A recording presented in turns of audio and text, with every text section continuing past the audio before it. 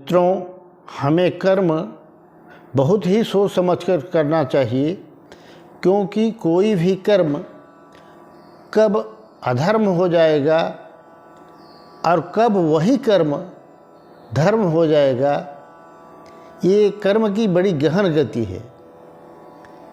जैसे हम कभी किसी की हत्या कर देते हैं तो क्या वह धर्म हो जाएगा, उससे पुण्य मिलेगा?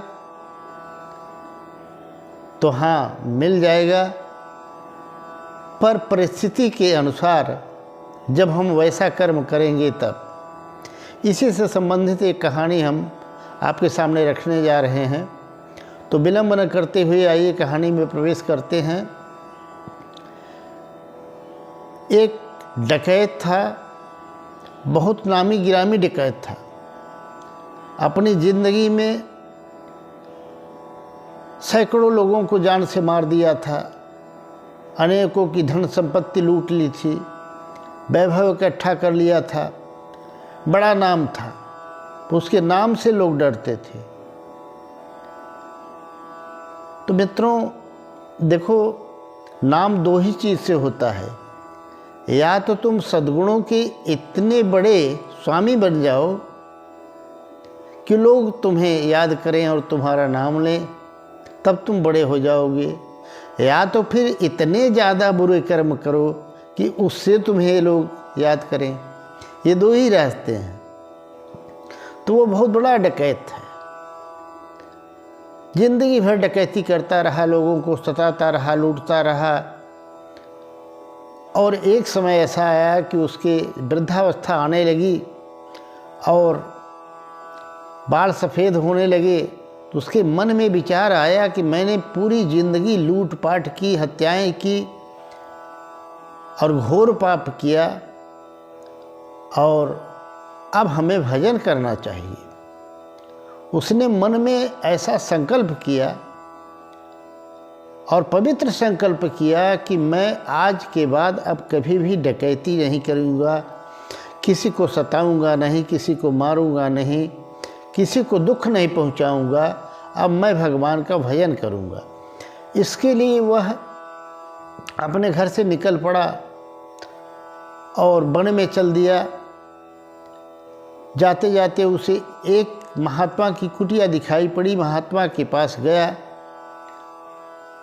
और महात्मा जी के पास जब गया तो प्रणाम निवेदन करके बैठ गया और महात्मा जी से कहा कि बोलो भाई, क्या काम है, किस लिए आए हो? उसने कहा, महाराज मैं भगवान का भजन करना चाहता हूँ, आप मुझे अपना शिष्य बना लीजिए। तो उस संत जी ने पूछा उसका पूरा वृत्तांत। तो उसने बताया। जैसे ही उसने अपना नाम बताया तो महात्मा के तो होश उड़ गए। अरे ये नामी डकैत है, कब इसका दिमाग बिगड़ जाए, कब क्या कर जाए, कौन भरोसा। अंदर से तो डर गए महाराज, शिष्य बनाना नहीं चाहते थे, पर ये भी सोच रहे थे कि अगर इसको ना बोल दूंगा तो अभी मेरा काम तमाम कर देगा। उन्होंने एक जुक्ति निकाली। उसे कहा कि मैं तुम्हें मंत्र देता हूँ, ये मंत्र लो और जाओ किसी नदी के किनारे, जलाशय के किनारे बैठ करके इस मंत्र का जप करना। और एक उसे लाठी दिया। जब इस लाठी में, सूखी लाठी में पुल्ले निकल आएंगे, हरे पुल्ले, तब तुम मेरे पास आना और मैं तुम्हें आश्रम में रख लूँगा। अब वह पवित्र हृदय से, मन से उन्हें अपना गुरु मान चुका था, उनकी बात को स्वीकार किया और जंगल का रास्ता तो जानता ही था। उस जंगल में चला गया और जा कर के एक नदी के किनारे बैठ कर के उसी मंत्र का जाप करने लगा। वहाँ एक छोटी सी कुटिया बना ली, उसी में रहने लगा, जाप करने लगा। काफ़ी दिनों तक वो साधना करता रहा। एक दिन की बात हुई कि वह मंत्र जप कर रहा था, उसी समय बड़ी करुण आवाज़, चीखने चिल्लाने की, मारपीट होने की आवाज़ जैसे उसे सुनाई पड़ने लगी। उसने अपना मंत्र जाप रोक दिया और उस आवाज़ को सुनने लगा। उसे ऐसा लग रहा था कोई किसी को मार रहा है, कोई किसी को पीट रहा है और कोई स्त्री चिल्ला रही है, चीख रही है। वह वहाँ से उठा और जा कर के देखता है तो दो व्यक्ति, एक उसके पति को मारपीट रहे थे और एक उसकी पत्नी के सारे गहने कपड़े जो कुछ धन था सब लूट चुके थे। एक बार तो उसने मन में विचार किया कि मैंने तो संकल्प कर लिया है कि मैं न किसी को मारूंगा, न पीटूंगा, न झंझट में पड़ूंगा, मैं तो भजन करूंगा, मुझे क्या मतलब है। और तभी उसने देखा कि एक डकैत जो था वो तो उसके पति को पीट रहा था और दूसरा डकैत जो था उसकी पत्नी को उसकी इज्जत लूटना चाहता था। धन तो लूट चुका था, इज्जत लूटना चाहता था। और जैसे ही उसने उसकी साड़ी खींचकर अलग की, उसका खून खौल चुका वो जो नामी डकैत था। उसने आओ देखा न ताओ और दोनों को पकड़ के बुलाया, सुनो तुम मेरा नाम जानते नहीं हो, मेरा नाम फला डकैत है। तब तो उन दोनों के होश उड़ गए, इसके सामने हम क्या कर सकते हैं। तो उन लोगों ने क्षमा मांगी कि आप क्षमा कर दीजिए, मैं अब दोबारा नहीं करूँगा इस तरह का काम। पर उस डकैत ने उसकी साड़ी जो छीनी हुई थी उसकी स्त्री को दे दिया और उन दोनों डकैतों को कहा कि देखो तुम लोगों ने घोर पाप किया है, बहुत अन्याय किया है, मैं तुम्हें छोड़ूंगा तो नहीं। और दोनों का वहीं पर वध कर दिया।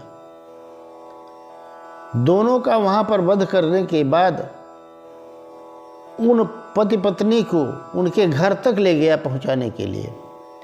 और जब घर पे गया तो वो जो पति पत्नी थे वे और उनके घर वाले उन्हें बहुत दुआएं दी, उस डकैत को बहुत दुआएं दी।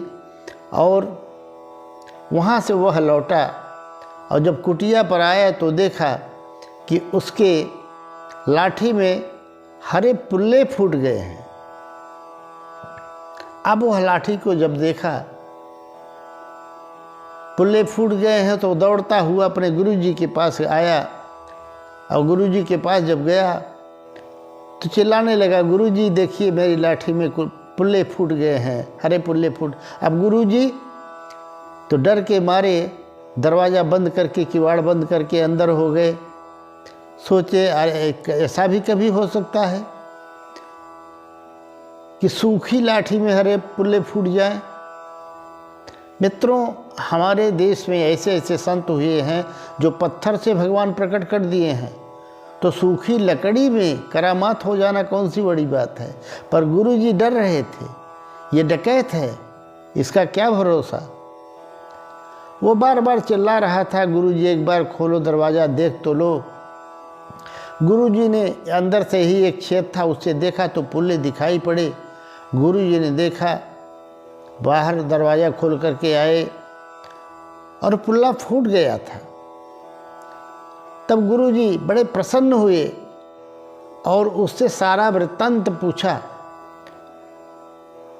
तब उस व्यक्ति ने, डकैत ने, सारी बातें अपनी बता डाली कि मैं मंत्र का जाप करता रहा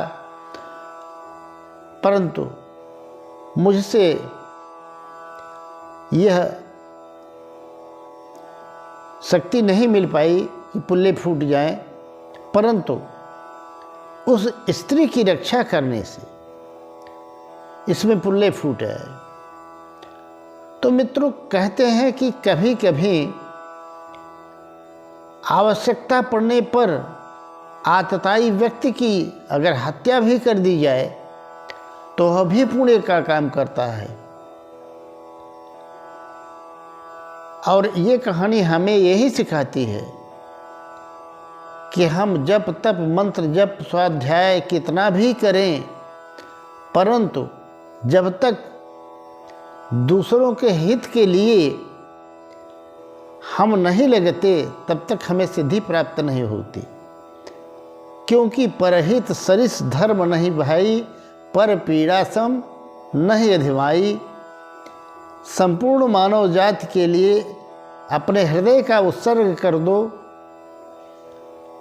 आवश्यकता पड़ने पर पूजा पाठ छोड़कर दरिद्र नारायण की सेवा करो, दुखियों की रक्षा करो। इससे बड़ा धर्म और कौन हो सकता है।